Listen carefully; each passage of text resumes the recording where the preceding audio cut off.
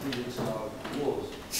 My name is Adam. My preferred gender pronoun is he, so you can refer to me as Mr. Speaker, as gender neutral pronoun, or by the long if you like. With me on the panel are Brian, I hope I pronounced it somewhat correctly, and Lucia Sonsera as well. If we can get started with administration. Opening government. Who's speaking first, and what is your preferred gender pronoun? Becky and she. Andrew, he. Thank you very much. Opening opposition. It's Daniel and then James, both here. Thank you. Closing government. And Josh.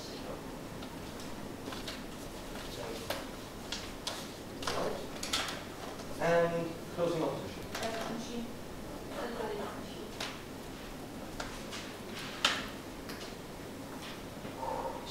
All right. Thank you very much. Then, if there are no further questions on the standing order, it is my great pleasure and deep privilege to call upon the Prime Minister to open the case as in her name here.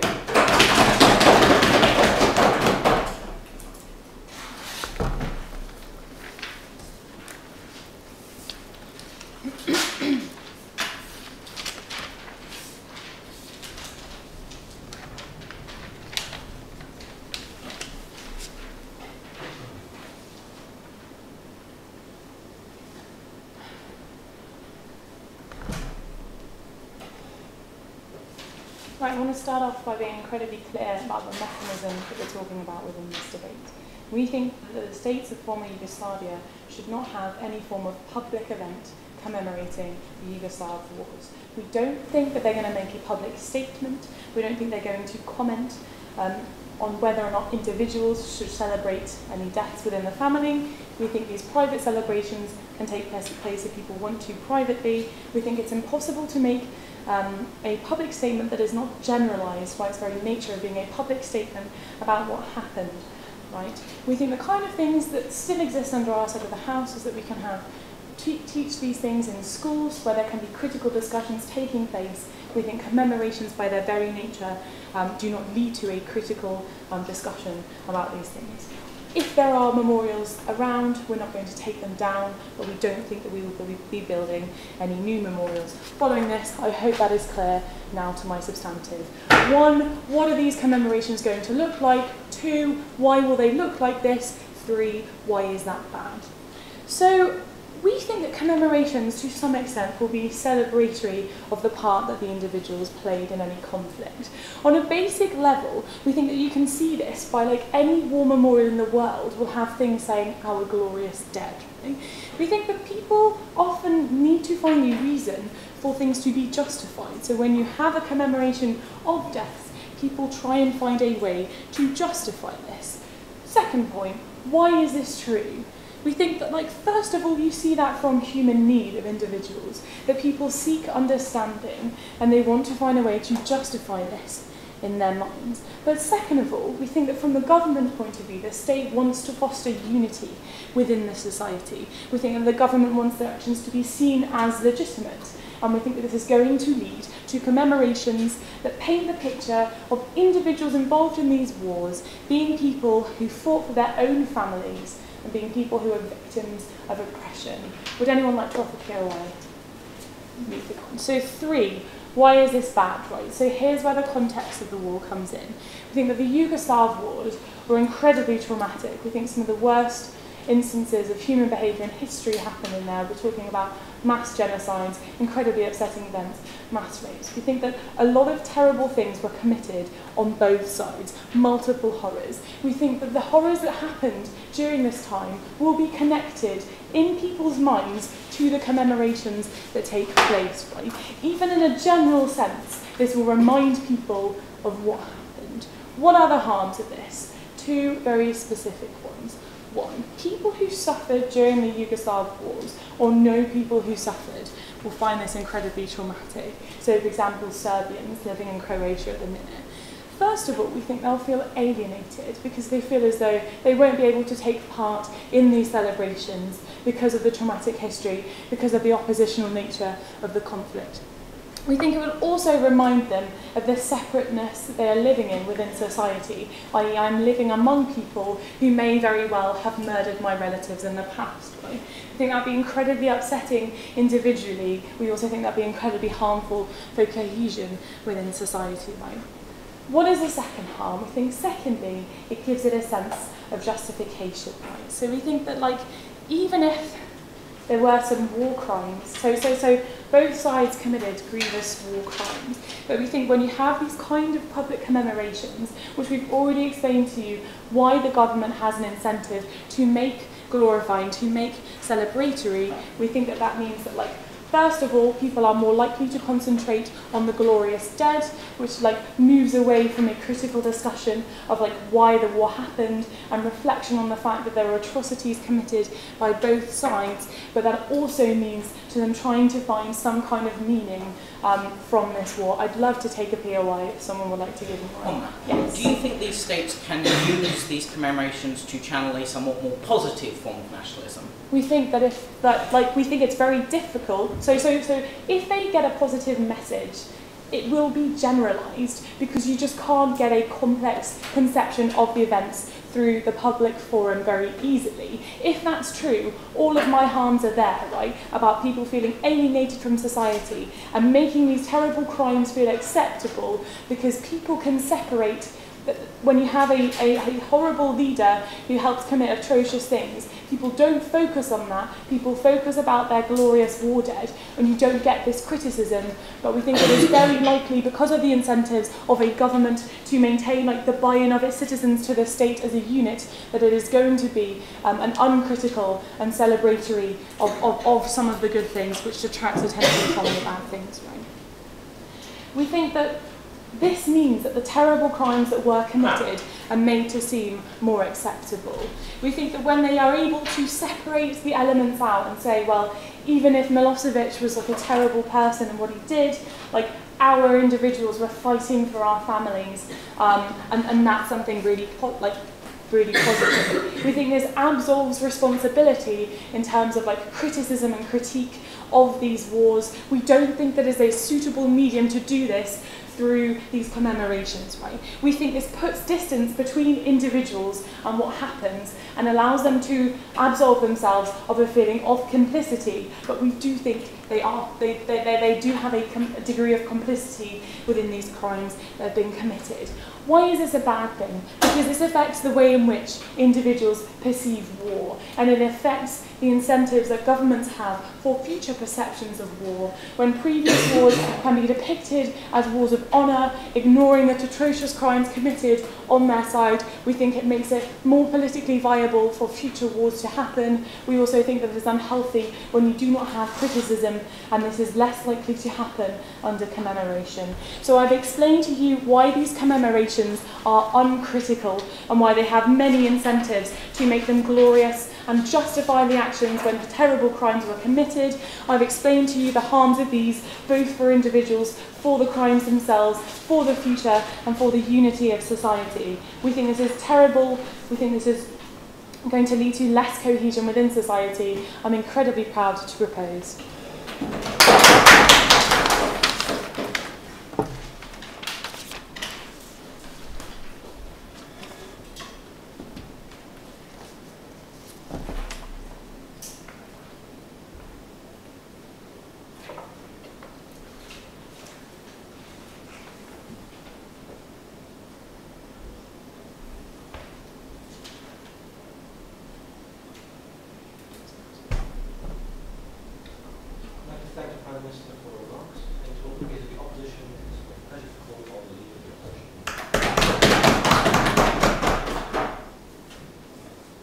We think that ethnic tensions are going to exist in these former states anyway. We think, though, that when you allow the commemoration to become dominated by the private sphere, you stop the government being allowed to shape the message and create a more positive civic nationalism. So I'm going to talk about why these tensions enable groups to use this commemoration in a bad way, and secondly, how the governments can counteract this by leading the kind of commemorations we want.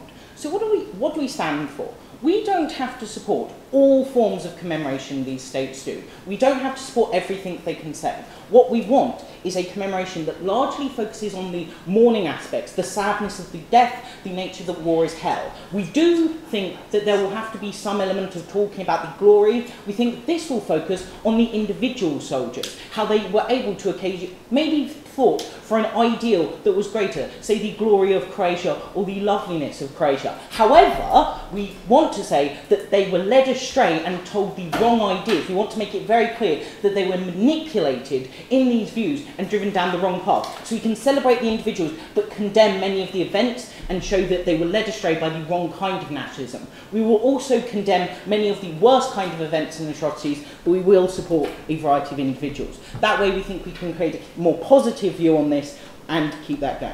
Okay, but first let's get into some rebuttal of what we heard. So we heard that it's always going to be some form of celebration as we are going to seek some form of justification. Firstly, we think that this relies firstly on the premise that they kept saying, oh, it's only ever going to be generalised. We think this misses how many commemorations work. They will generally focus on specific soldiers, specific events, and these kind of stories, because those are the kind of thing people's coverage is attracted to. Those are the kind of things that come up in speeches about these kind of things. They tell stories of soldier-good incidents. We can pick and choose which ones we want to emphasise. So we can do the ones where they weren't doing horrific atrocities, and we can condemn the ones where they were. We think we can do that quite easily. Moreover, we can channel the glory into beliefs and individual action. We can channel it into the idea that Croatia is a glorious country and therefore we should work towards that, but say that this has changed, that we no longer do this by conquering everything, but by trying to work and be a part of a better society. Then we heard, firstly, that this traumatises and alienated people who suffered. We think at the point at which ethnic tensions still exist, this will mainly still happen. It's just, we think we can talk about it as the general suffering and sadness this is inflicted on society. And secondly, gives a sense of justification and people stop being critical. I think the problem is, people will always seek a sense of justification when they see the commemorations in the first place and some form of memorial. The thing is, you're trying to fight it with rationality and teaching when it's an emotional response that they are being elicited, as they conceded. It's an emotional response to think, this is so sad, it must be justified by the right reason. You can't fight that by explaining what the war was and why it was bad. You need some form of emotional connection before you can kick the rationality in. Moreover, the government needs to be credible as someone who takes the sadness and importance and can actually control and master this. The government needs to have control over an event before it can start and talk with some legitimacy on it. So we think you can't actually run the rationality defeating that. And finally, the individuals are absolved of complicity. We can criticise certain individuals, but we can glorify other individuals. We can also say they were misled by bad forms of leaders. Okay, so what we think will happen. We think ethnic tensions are going to exist no matter what. We think they're actually likely to rise. Why is this? Because they are going to still be living together and differences are still in place. Because we think that there are expanding natures of the kind of prejudice. So as Russia is going to expand its power, the old issues when it comes to Slavic nationalism are coming up. Moreover, the persecution of Muslims across Europe that is slowly rising and seeing a much greater wave is causing the kind of thing that sees an ethnic tension rise up. Why is this so important? Because when the government's not doing this, private groups can try and take hold of commemoration. Nationalists and extreme Europeanists can try and take hold of the kind of commemoration that's done, saying that the government's not willing to talk about this and commemorate it in public. We're the only ones who are going to give you a true justification and understanding of the emotional loss that you're seeing. They're the only ones who are going to explain why there are these lists of names of all those who have died to them. We think that nationalist groups are therefore going to seize on them and use these opportunities when they aren't being counteracted by a government message. So we think this allows them to own the narrative around these wars. I'll take closing. Yeah, okay. How do you create support for a positive civic nationalism at the point at which you trash the founding fathers of many former Yugoslav states? Okay, what we do is we talk about the ideals that many people held when going into this war and why they were so good, but how they actually led those in the wrong way, and we need to think about it and be critical when going into that. We think we can work that quite well. So why is it so important for governments to do it? Because we think states do need to create a sense of civic being, a civic responsibility, so people take that state seriously and take part of it. We think the thing is, in light of the other groups that citizens are getting more We think, in light of the fact that distance is growing between us and the Yugoslav war, the memory of this suffering and loss is starting to decrease. Whereas when you've got the ethnic tensions rising, you start to see that actually you're starting to see more resentment towards people, but less memory of how much suffering it caused you to fight against them. That's the problem. The costs are starting to reduce and reduce in people's minds, because yes, they know the numbers of people that have died, but until you've got that emotional connection to them, you aren't valuing their loss as much, and therefore it's not making a significant impact on you. It's the whole thing about statistics. You could learn about this in school and learn how many people have suffered and died. That's never going to make any impact on you where you go, I hate these kinds of wars, I hate these kind of nationalist conflicts. We think we can only do that by channeling the government. So we think that means we've got to remind people of how sad this suffering is, how sad the loss of life is, so we can tell them not to go to war, that we can tell them that this kind of nationalism is just not going to work, that they've got to do something different, that loving your country is important, so contribute to it, but loving your country can't be done through going about committing war against other groups, because that just leads to more suffering of your own people. And you've got to make your people matter. Therefore, you need to commemorate their deaths in an emotional way. So it's different from anything the government does in terms of, say, teaching in schools, because of the emotional connection you create to make this an inherent reaction against nationalism. But why do they listen to the government? Because we're going to have the biggest event, and we're going to be seen as the most legitimate and knowledgeable on the Yugoslavian war, because people generally trust their governments a bit more. So they're going to buy our forms of nationalism a lot more than the groups within it. So we think we're going to be able to control a lot more of the nationalist narrative. Therefore, we think we can create this better society. So, because we're going to lead to more prejudice, and we need to create the emotional, visceral reaction against nationalism, we beg you to oppose.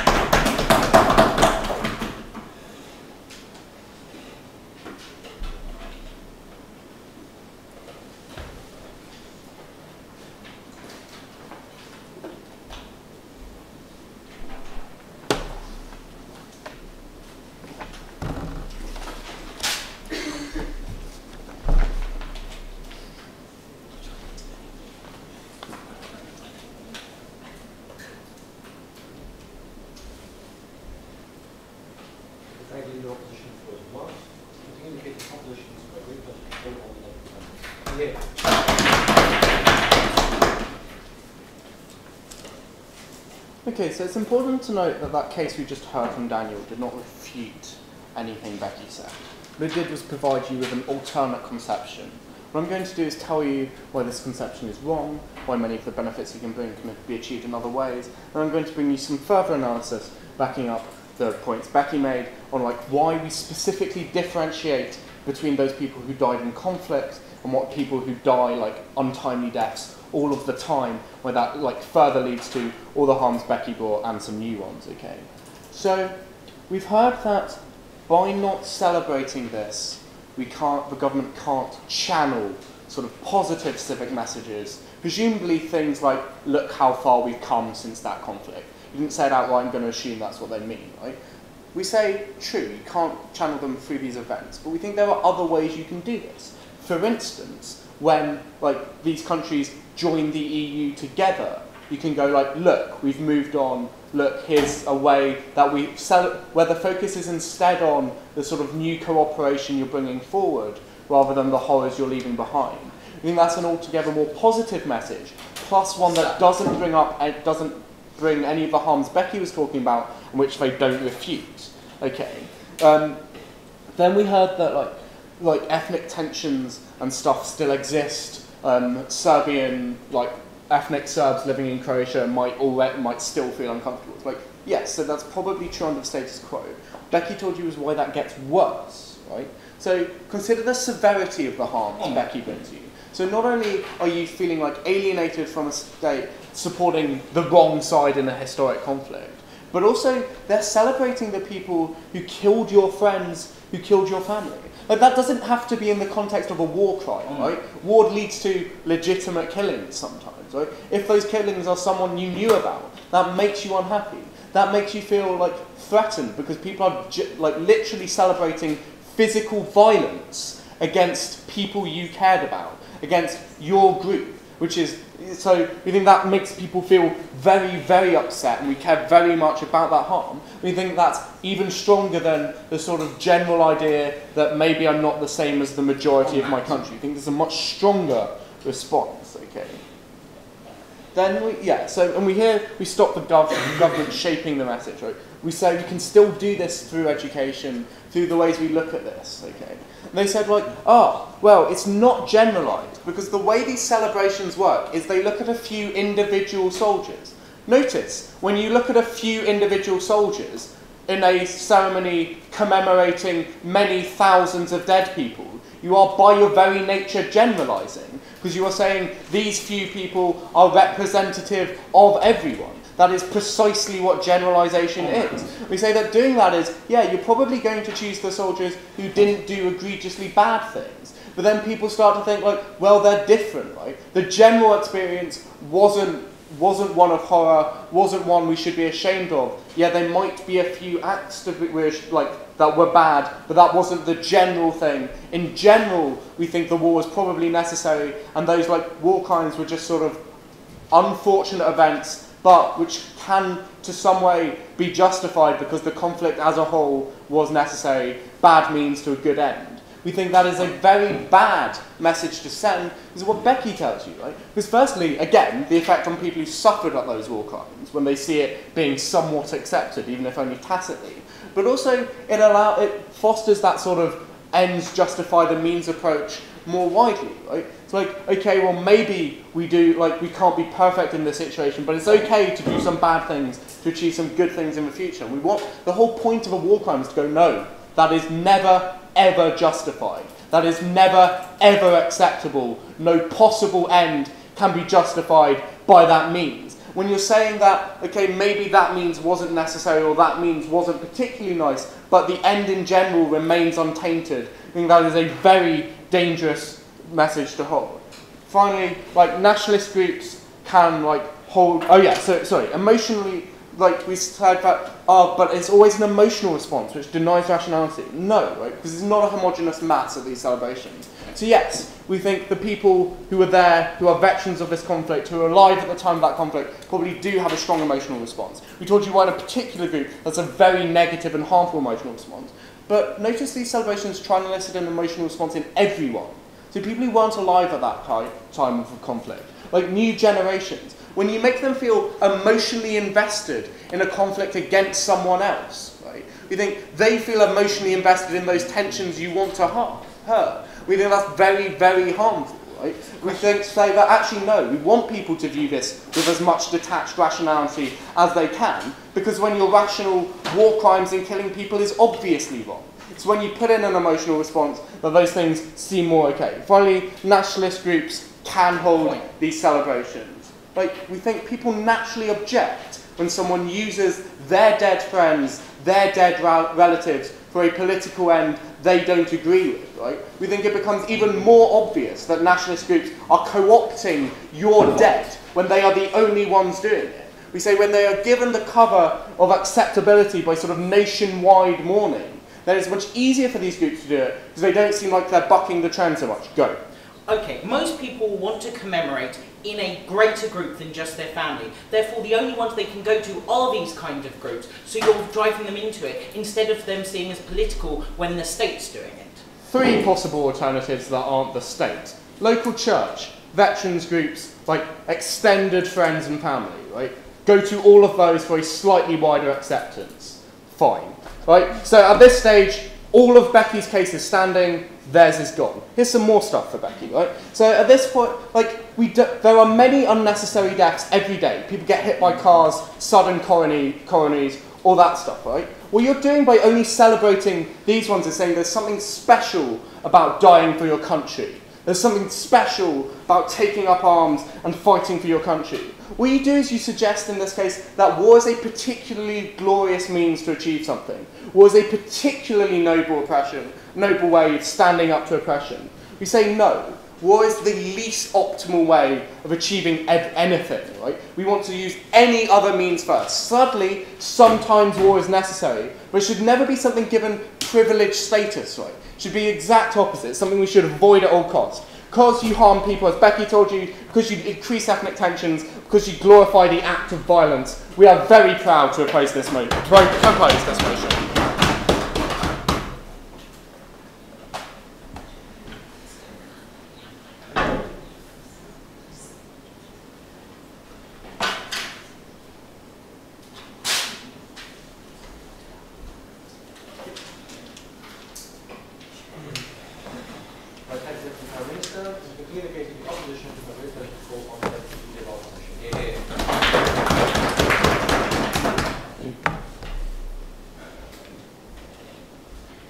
This is not a debate where when you have state-endorsed commemorations, you'll have really, really bad extreme nationalism. And when there's no commemorations, suddenly all these tensions disappear. That's not true. What actually does happen is that these tensions are already existent. This is a debate about whether it's better for state-supported commemorations to exist, or whether we should leave it to these individuals who are already fixated in these particular kinds of nationalism that will eventually go even worse. I'm going to bring you two major things here today. First of all, I'm going to look at what is the discussion currently like, and why do we think it's it's much better than what would happen if we banned commemorations. Second, what kind of discussion do we actually want, and why do we think that's way better?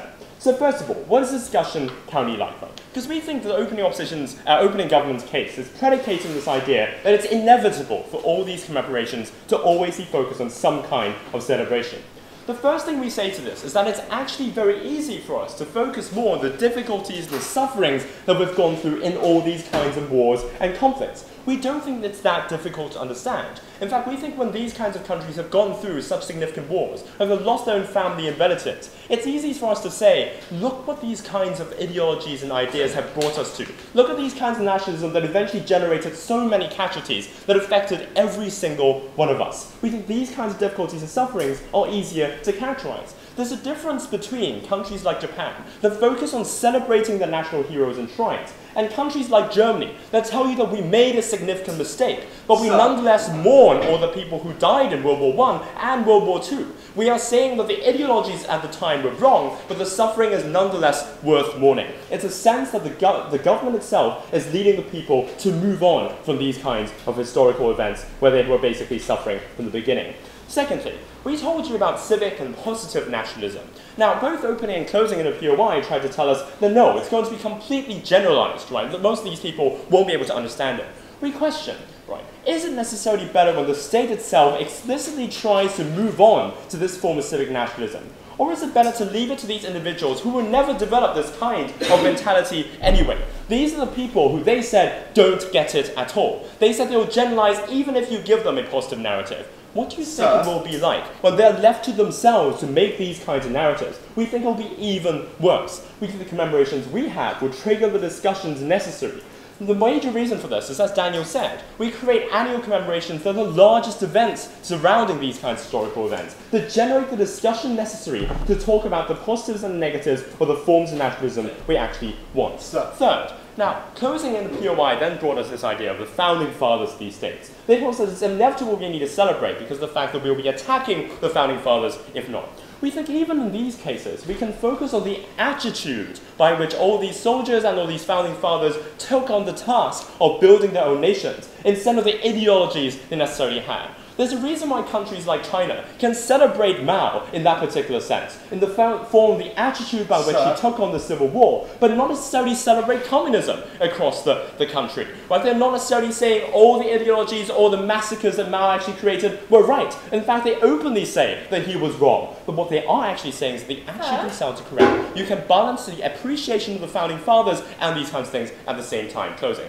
Okay, yeah, but like, if people in China still view Mao as a heroic figure, it's very difficult to condemn him for the fact that massacres occurred under his watch. Don't you think there's a comparison with this case? No, the thing is, when you have no discussion by the state, right, most of these individuals will always see the whole package of it as extremely heroic. What we saw in China, however, was a complete move on. The state is gradually dissipating all of Mao's ideologies and his own policies, starting to condemn what he did, but at the same time being able to celebrate the fact that he's still a founding father to appease the majority of people who see him as heroes. That allows the entire nation to change their attitude towards these particular kinds of figures, and therefore allows us to move on, as we said, from the very beginning. Right. Now, finally, it's in terms of the alternatives that we actually see in these particular cases, right? If we removed all these kinds of stateside commemorations, what would we actually get? Opening the second speaker basically said, oh, you can have local churches and individuals, they can always do these kinds of things. Are they necessarily better? But what we're seeing in these kinds of cases, they already conceded the majority of the nations will still have severe ethnic tensions within these kinds of peoples. Within these local churches and individuals, they won't necessarily be moving on from these conflicts, especially because of the personal loss, as you talked about, they're significant. Right? But more importantly, when you tell them that the nation is neutral on these issues, the nation doesn't care, it actually creates huge amounts of public pressure on the government itself to act in some form of way, because they think the nation is no longer representing their own identities. They think the nation is no longer doing enough for them, because they think they've suffered the losses in these cases.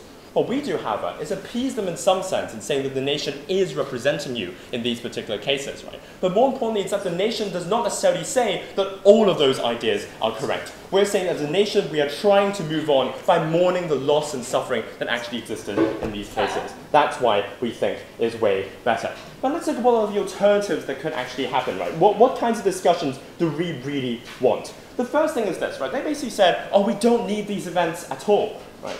We think that these are major historical events that have happened in the past. The Yugoslav wars define in many ways the national identities these people have. They basically said, oh, you can transfer the idea of moving on in other different kinds of ways. We don't think you can. It's like telling India and Pakistan to move on by basically saying, neglect what's happening in Kashmir. Right. All of these historical events define their identities in a very significant way. The conflicts themselves are right there. You can't bypass them in these particular senses. The key way is how do we define these kinds of images in those particular ways, right? So they basically said, no, you're actually alienating the majority of people in these particular cases. Right? We don't think that's necessarily true. Right? In fact, we think that when these tensions exist, most people living in these countries will feel the alienation from the people who are living around them already. Right? The more organizations appear, the more the local churches, individuals pursue their own narrative, the more these people will feel alienated. But when you feel that the state in general is saying that we've mourned the suffering and loss in these particular cases,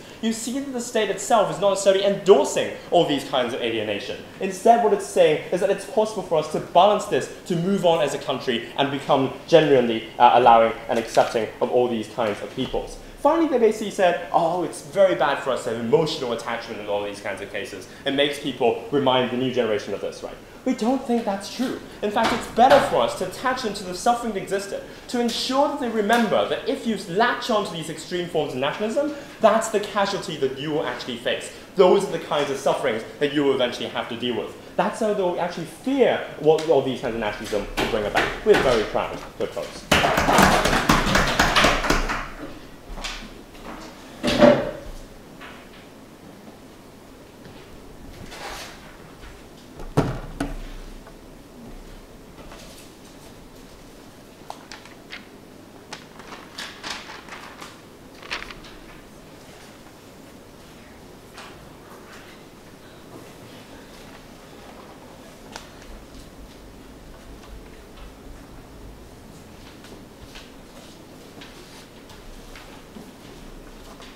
Thank you, previous speaker. I think the entire first half of the debate. To open the second half of the debate, in case of the populations who are interested for longer than the government.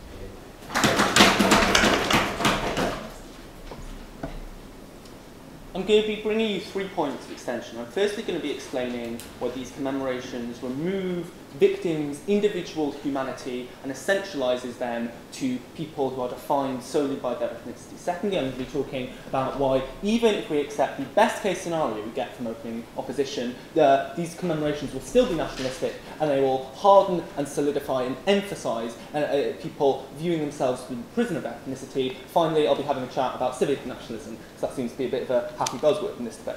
Okay, firstly, 3 bits of rebuttal.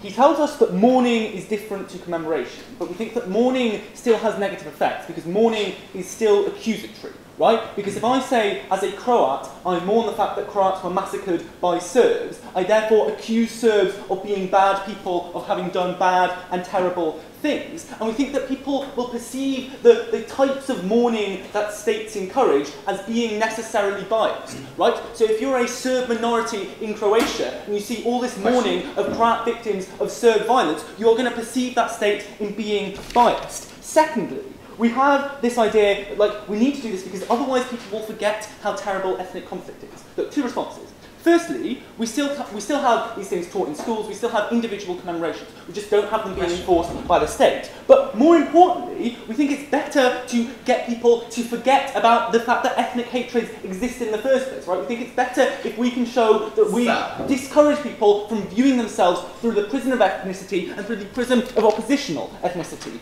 Finally, we get this idea that from the opposition that what we want to say that the soldiers were fine, individual Croat and Serb soldiers, they were fine, they were just led astray by their leaders. Look, that involves condemning those leaders, right? That involves saying that someone led those people away, that someone distorted the ideology, right? You have to have a villain for opening up's case to work, right? The problem with that is that that involves condemning people who, in the eyes of many, like, liberated Serbia, liberated Bosnia-Herzegovina. Like, Bosniak's love President Izetbegovic. It's really difficult if the state condemns those people through, like, their kind of perfect new commemorations. There will be anger at that state from people within it if they feel that state is attacking their heroes, right? So this side still has extremists hijacking the protests. Right, they still have, like, extremists saying, actually no, Tudjman was fine. Why on earth is the Croat state attacking him? Right? But it's worse on their side because our side says we're just not going to commemorate. Like, we're not going to commemorate things as a state. We're going to move on. Right? Recognise finally that we can still prohibit extremists holding demonstrations that, like, are openly racist and that incite racial hatred. We're happy to do that. Okay, into substantive. Why do you think this is principally wrong? Look, we are happy for individual families to mourn their dead relatives. Right? We think it is better if they do that rather than having state-sanctioned commemorations. Why? Because we think that state-sanctioned commemorations, especially the sort that opposition advocate, is manipulating the suffering of a family member for political purposes, for the purpose of civic nationalism. Why is that so bad? It means that that person isn't mourned as an individual. It isn't mourned as they are relevant to their family members.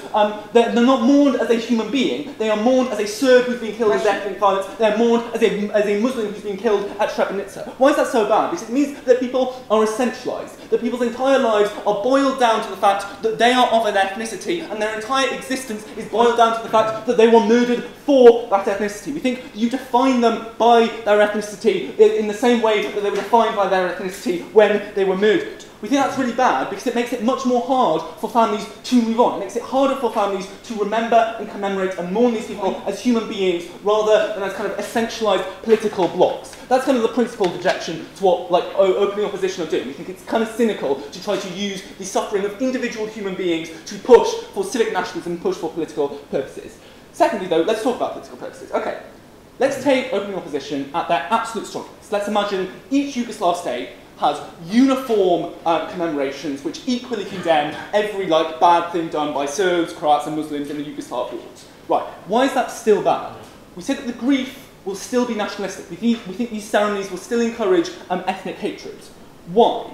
Because even if you have the same event, different people from different ethnicities will view it in a different way. Perception is subjective, and we say that people will identify more with the suffering of their own ethnic groups. Why? Firstly, because you know those people. If you are Serbian, you know Serbs, you know Serb culture. Right? So you're more likely to understand, if you're, for example, Muslim, the significance of a mosque being destroyed. So you're going to attach a greater weight to that suffering. Secondly, you are more likely to know family members and friends who have died or suffered as a result of that persecution, right? So you're more likely to identify with that as a horrific event. Like, also recognise the fact that people will have been brought up, having been taught about the fact that their ethnic group was harmed more. We think if people perceive the state to be, like, supporting that idea, that would be worse. What do we think the result of that will be? I think the result is that people will have a narrative reinforced that their particular ethnic group suffered the most because they are going to attach the most meaning and the most weight to that suffering. Why is that so bad? Because they're going to view the suffering of their own ethnic group as unique. That's going to lead to more dislike of other ethnicities. Go. You said that they were probably being taught these ethnic tensions by families. These same families you want in charge of the commemoration. How don't they get more extremist? No, I'm saying that they are going to be taught by their families that their family member was murdered. Therefore, when they see a commemoration of their Serb family member, they're going to identify more with that than the commemoration of some Croat who they never knew. They're going to attach more weight to the suffering of that individual. Okay, why is it worse when you have more dislike of the other ethnicity who targeted your family? You think that's more likely to get political tensions, that's more likely to get fear. Recognise that fear of past injustices was critical in the Yugoslav wars in the first place, right? See all the Serb rhetoric about how Croats are all Stasi who will kill you because they've done that in the past. Moreover, you then view the atrocities committed by your own side as legitimate because they were defensive, because your side suffered more. So you think that means that you kind of form a view that says that what your side did in the Civil War was fine and better. Finally, let's talk briefly about civic nationalism. What do we want on our side of the house? We want on our side of the house to say, look, let's forget about the past. Let's move on from the past and let's move towards a future where we can live together instead of a future where we're defined by the fact that we are of different ethnicities and we hate each other. So we say, look at the example of Sarajevo, where they don't put up statues to Serbs or Bosniaks or Croats, but they put up statues to people like Jet Li, to people who are totally outside the situation, totally outside the prism of ethnic hatred, and provide a rallying point which is less contentious. We say that at the point at which the state is sanctioning commemorations which emphasise ethnicity, it becomes much harder to get the positive civic nationalism that these guys want. Mr. Speaker, we think it's wrong that opposition want to manipulate the suffering of individual human beings, but we also think it's deeply counterproductive, and we're very, very proud to propose.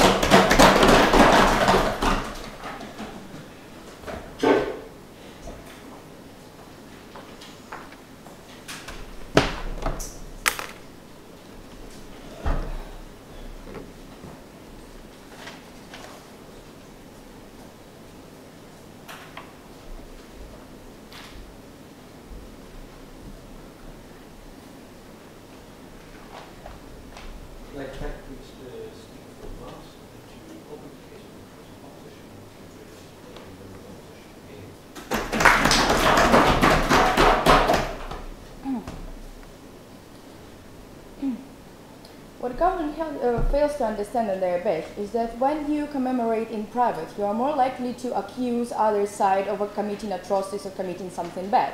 However, what happens in the public commemoration, we can equally say, well, we committed bad things and they committed bad things as well. It was a horrible thing, we should move on out of it. However, when we commemorate in private, people say to their kids, which may have no idea about what happened in these events, say to their kids, well, listen, they were Serbs and they killed your father and they raped your grandmother, etc., etc., etc., and that leads to more hatred. So in my session, I'm going to take one big step back and look at the bigger picture and in the future about why it leads to less tensions in the future and less wars likely happen in the future. Because first of all, people will see how small things create huge atrocities. Second of all,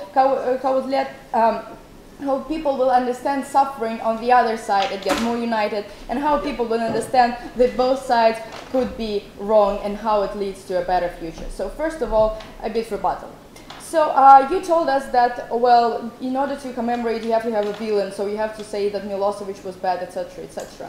Well, we say it's more true in private for the analysis that I brought you before, because in private, people are directly affected by effects of what's happened before, and therefore they accuse these people even more, first of all. Second of all, commemorations encourage hatred even if unified when you try to take our case in the best.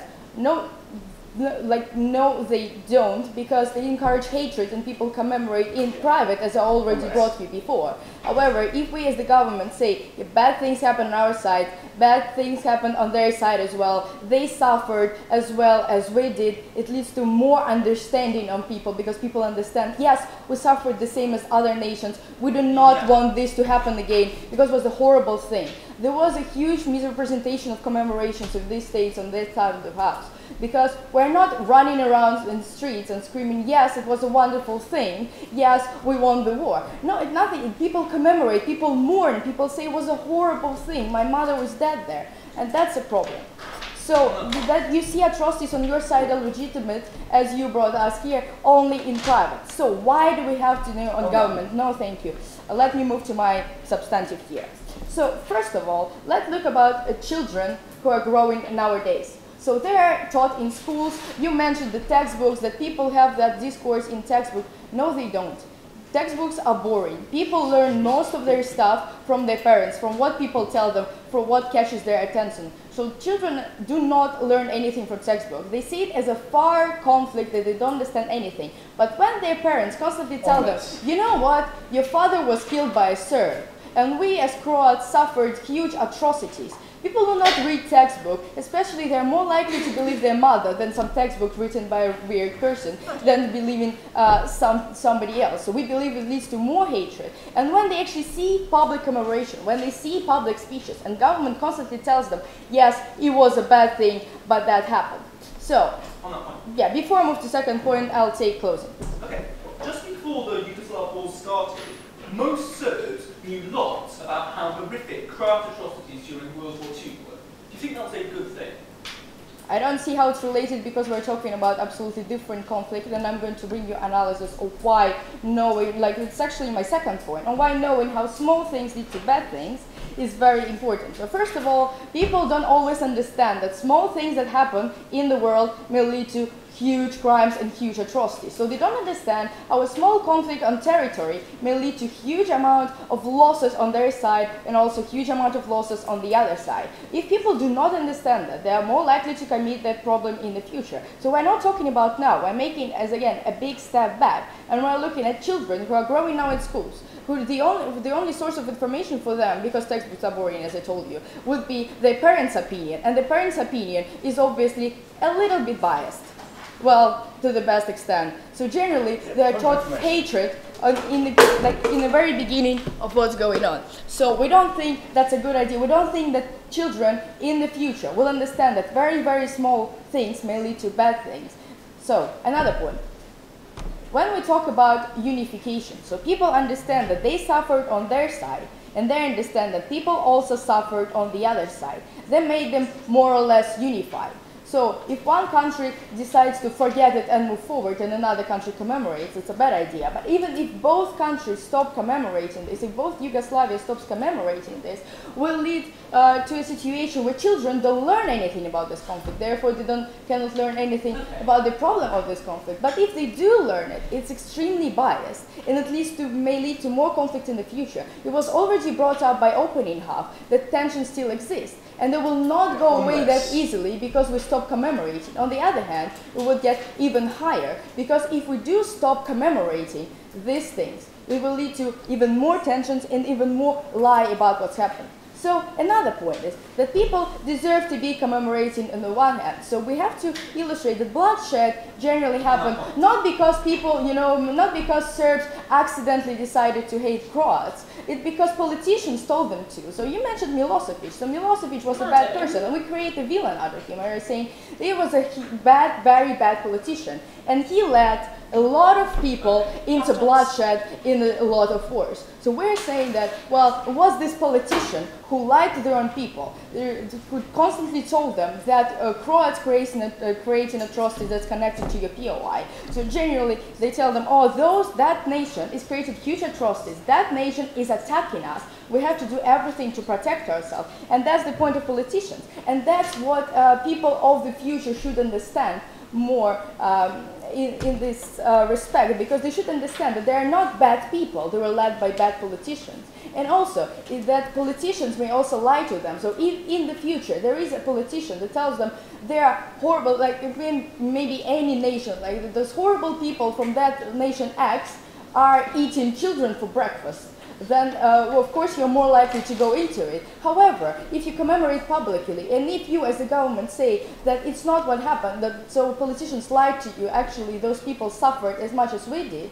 they are less likely to buy into that narratives of politicians in the future, and that leads to less wars. So generally, because we showed you why why in the future it will lead to less conflict, while it leads to more unity in the region, and while it leads to more understanding, we are very proud to oppose.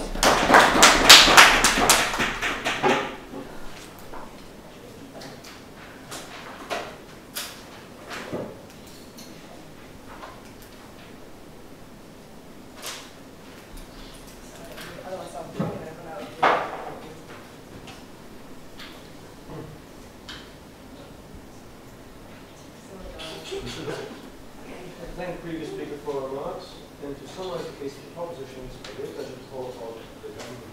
Hear, hear.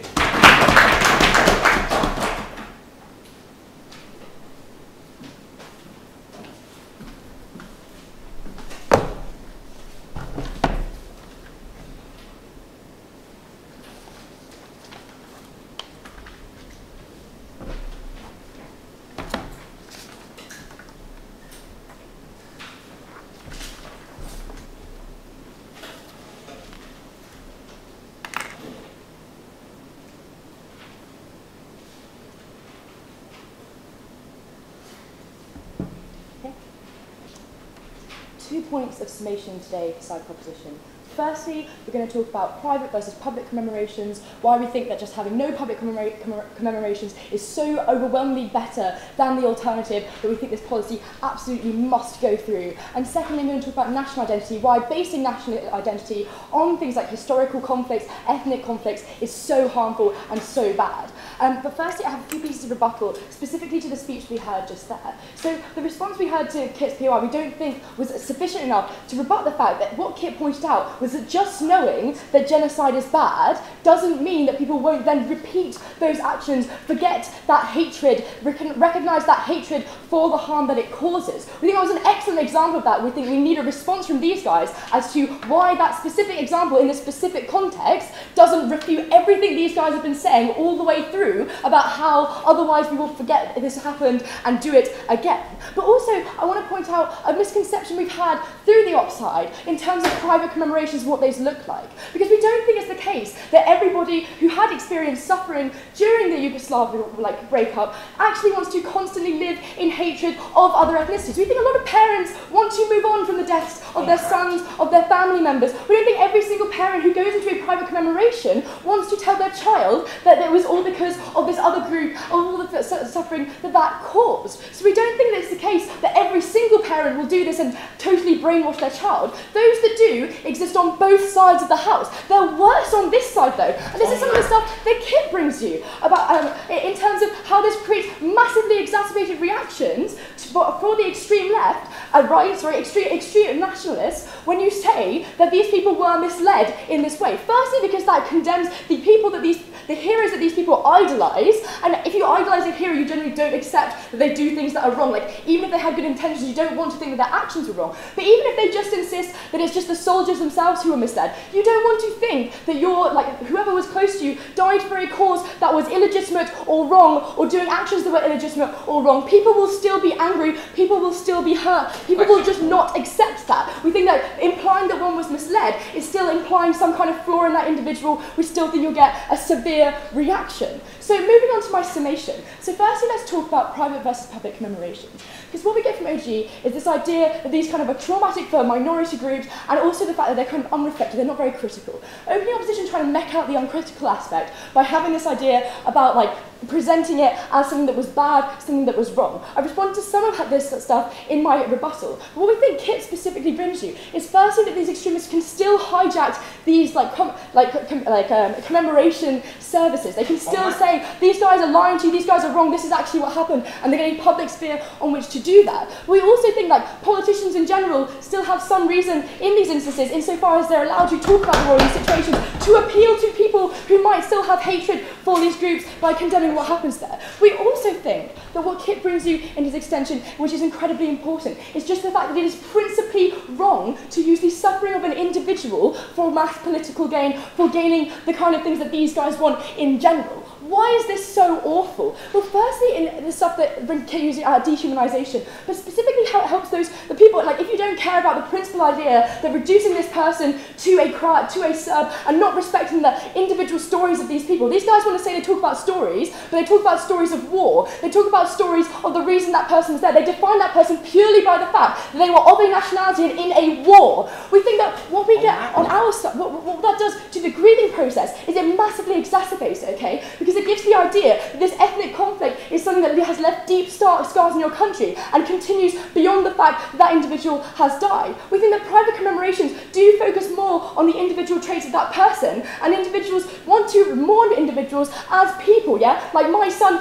loved football, rather than my son was a soldier in this war, and that is how everybody sees him and how everybody identifies him, which is outside my own grasp. We think that's massively harmful and horrible for the individuals who are still suffering from the great atrocities committed during those wars. But secondly, moving on to, actually, I'll take you now, go on then.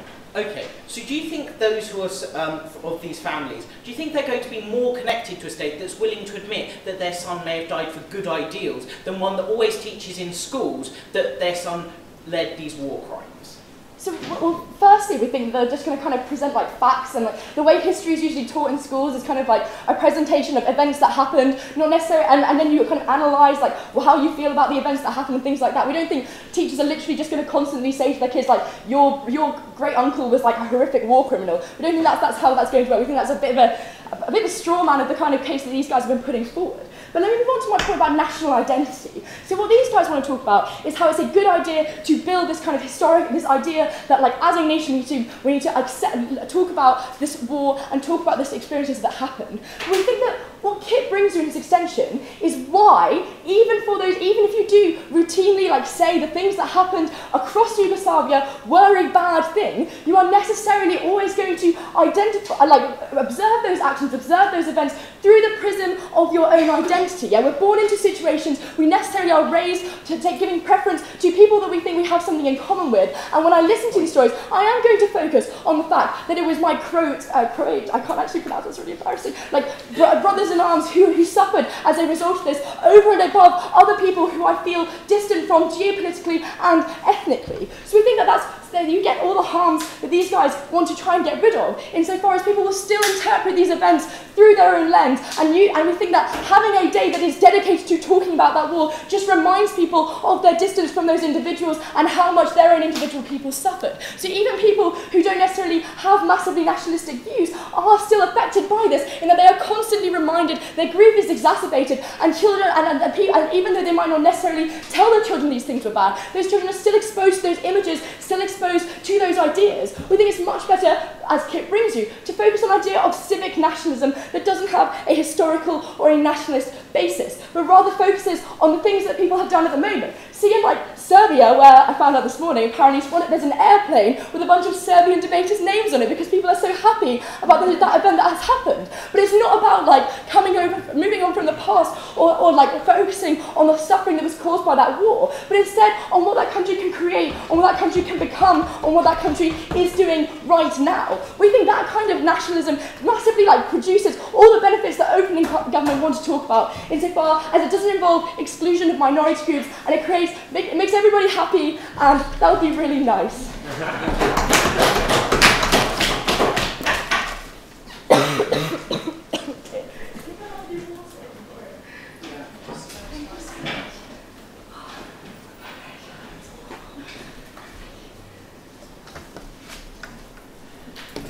I'd like to thank the previous speaker for all remarks, and to summarise the opposition in this debate as a whole, it's a pleasure to call upon the opposition group here.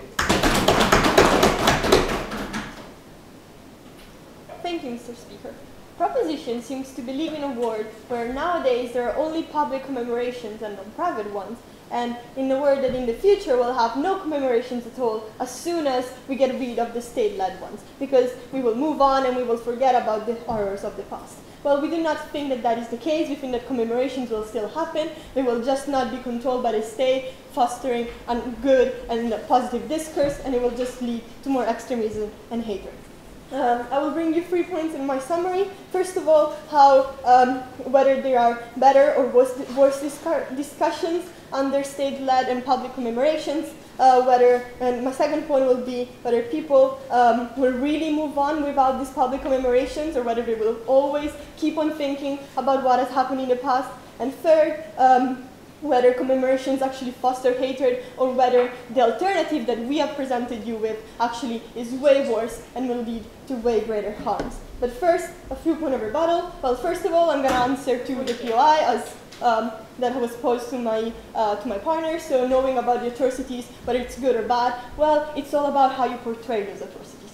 Like, just knowing about them is not necessarily a bad thing. It's how you create the discourse around these atrocities. And that is the whole thing that we're talking about here. Because on this side of the house, we believe that commemorations led by the state will necessarily foster a more reasonable and non-extremist discourse, whereas people will keep on thinking about those atrocities, will not suddenly forget them, especially because they happened so little time ago. And they will, if they're just left alone thinking about them, they're actually probably gonna go into this thinking in a way more extremist way than if the state was actually portraying what happened as a fault of both ethnicities or all three ethnicities, and are something that we should condemn, but that did happen and that we should commemorate as such. Point of information. Not now.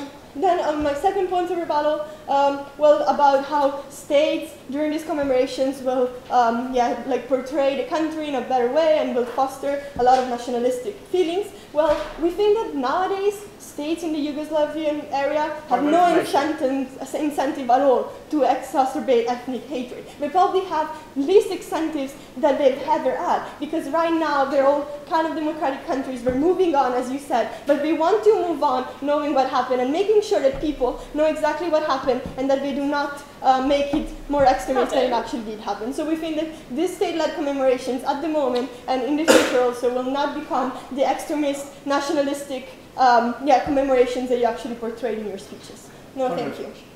And my third point is, as I said before, you seem to believe that private commemorations will never exist anymore and people will just move on and forget about everything. Well, we do not, no, thank you. We do not think that will happen because people will keep on thinking about what happened and will keep on commemorating their private beloved ones. The whole point of public commemorations is about celebrating the suffering of a whole nation, not just of simple soldiers. That is the whole point. During a war, it's not just the soldier that dies, it's not just the person that suffers, also the mother of which child, for example, the soldier died. Well, she will also suffer she has also suffered during this war. Public commemorations are actually something for a nation as a whole, to feel, okay, there was this bad thing that happened, we commemorate our suffering all together. Public commemorations are different things, and they will always exist, but we will miss the point in which the whole nation comes together and thinks about the sadness that has happened without exacerbating hatred. First off. So those few parents who are going to spread hate will do so on either side. On our side, it happens in a world where the horrors of all participants are taught in a rational, detached manner. On your side, it's done in the context of a country that celebrates these dead as glorious martyrs. No, because we think that actually on our side, that a lot of those private people that right now want to celebrate their suffering, the suffering of their loved ones, they can go to these public commemorations and avoid the hatred that can be created in the private sphere. Whereas if they're taken away from this controlled type of commemorations, everything that will be left to them will only be the private and extremist type, in the sense that they will even feel, well, the state doesn't even want to commemorate the ones that died for this country or the loved ones that I lost during that war. Why should I even listen to them when they tell me that even Serbs had a problem in this war? Well, I will only move on in my own little narrow-minded perception and will keep on hating everybody else, because the state clearly hasn't presented me with a reasonable alternative of what happened during the war. And that's why we think that public commemorations will actually create less hatred and do create less hatred.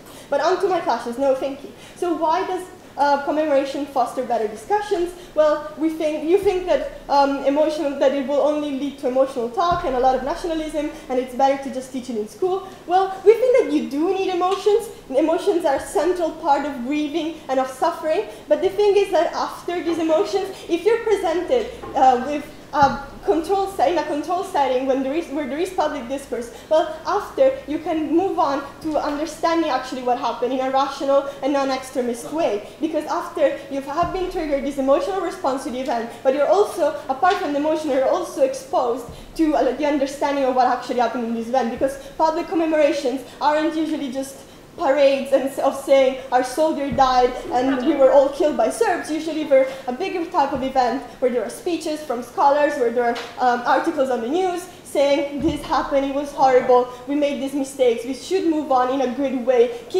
remembering what happened and why it was so bad. And as I said before, governments have an incentive to keep the area at peace. Why would they try to foster more hatred in this area than it was already there? They have no reason to create these public parades trying to foster more hatred. These commemorations usually happen in a more peaceful setting, and that's why they're so great. Second of all, my second clash, will people really move on without these commemorations? well, we don't think that it will ever happen. In the private sphere, there will always be uncontrolled extremist commemoration, because people do not just forget what happens because the state doesn't talk about it. Actually, they will be even angrier that the state doesn't talk about it. It will foster more extremist views on these events, and in the end, it will lead to even more conflict than the one that there is. Whereas if you have public, peaceful commemoration, actually, you can avoid having this type of conflict and making sure that people do understand what happened and that there is a more regional unity. And finally, whether commemorations foster hatred? No, that is the whole point of them. They foster understanding. So we create an alternative narrative to the private, hateful one that does not need to demonize the other, but to understand that everybody suffered during that conflict, and then everybody deserves to be remembered for their suffering. So because commemorations lead to a better discussion, and people will not move on, and commemorations do not foster hatred, which means that it will lead to a more peaceful future in the area, I beg you to oppose.